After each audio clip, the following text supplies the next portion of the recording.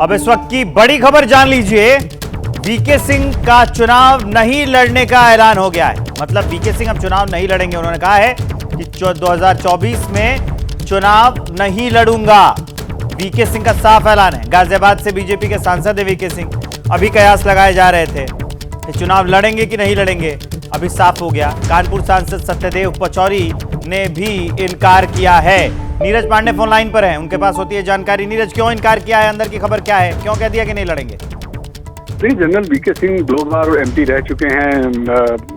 गाजियाबाद से तीसरी बार उन्होंने टिकट के लिए दावेदारी पेश की थी, लेकिन भारतीय जनता पार्टी ने वहां से वेस्ट समाज के किसी प्रतिनिधि को टिकट देने का मन बना लिया है। और मेरी जानकारी में है शायद अतुल गर्ग, जो पूर्व मेयर रहे हैं, पूर्व मंत्री रहे उत्तर प्रदेश सरकार में, उनको भारतीय जनता पार्टी गाजियाबाद से चुनाव लड़ा सकती है। कल की जो कोर कमेटी की बैठक और उसके बाद फिर केंद्रीय चुनाव समिति की बैठक हुई थी, उसमें अतुल गर्ग के नाम का की चर्चा भी हुई थी। तो इसके बाद आज जनरल वीके सिंह का ये ट्वीट आना, इससे साफ हो गया है कि उन्हें शायद पार्टी की तरफ से ये इशारा कर दिया गया होगा कि आपको हम चुनाव नहीं लड़ा रहे हैं, बल्कि आपकी भूमिका कुछ बदल रहे हैं, आपको कुछ नई जिम्मेदारी दे रहे हैं।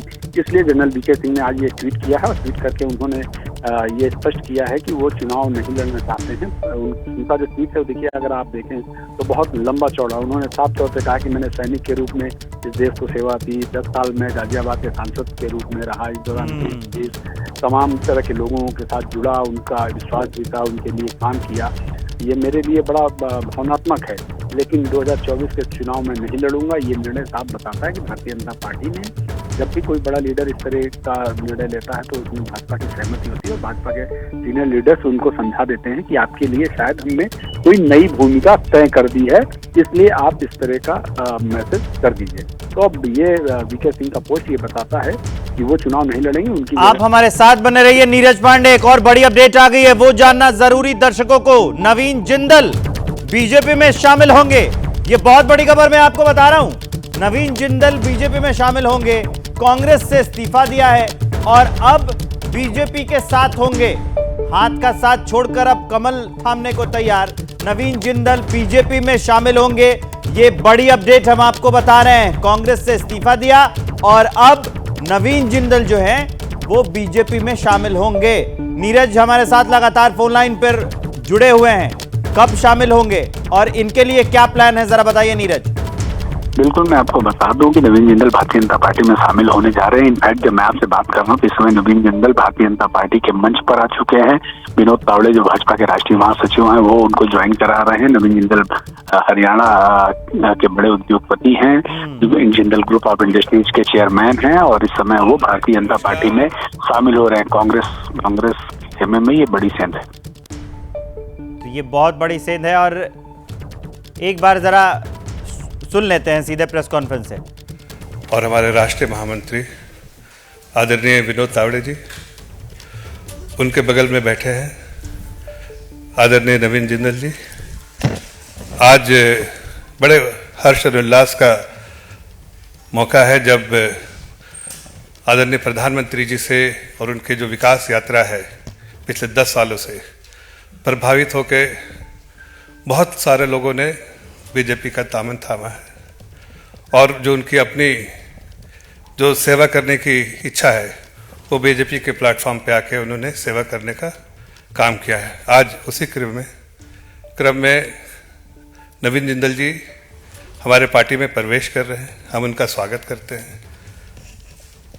जैसा कि आप सभी लोग जानते हैं कि नवीन जिंदल जी 2 बार 2004 से 2009 और 2009 से 2014 तक कांग्रेस में से कुरुक्षेत्र से मेंबर ऑफ पार्लियामेंट भी रहे हैं। वो एक कांग्रेस पार्टी के सीनियर लीडर रहे हैं और उनका जो है हरियाणा में एक वर्चस्व रहा है। साथ साथ वर्तमान में अभी कांग्रेस पार्टी के मेंबर होते हुए वो जिंदल पावर एंड स्टील के वो चेयरमैन भी हैं और जिंदल ग्लोबल यूनिवर्सिटी के चांसलर भी हैं। उनकी जो रुचि रही है वो एजुकेशन में और क्लाइमेट चेंज, इस तरह की चीज़ों में बहुत रुचि रही है और साथ साथ देश उनको इस बात के लिए भी याद करता है कि जो हम तिरंगा फहराते हैं घर घर में, उसमें उनका भी बड़ा योगदान रहा है। मैं सबसे पहले आदरणीय विनोद तावड़े जी से आग्रह करूंगा कि वो पर्ची देकर उनका स्वागत करें।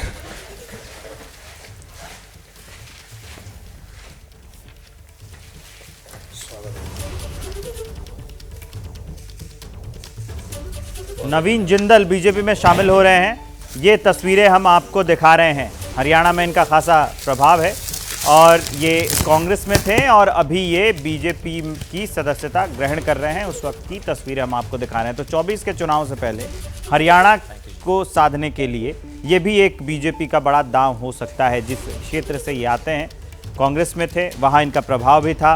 अब क्योंकि उद्योगपति रहे हैं तो अच्छी खासी साख भी है। अब ये बीजेपी के साथ हैं। हम वही अपडेट आपको दिखा रहे हैं। बीजेपी मुख्यालय से सीधी तस्वीरें हम आपको दिखा रहे हैं। नमस्कार। जैसे मैंने सुबह कहा कि एयर चीफ मार्शल आए, फिर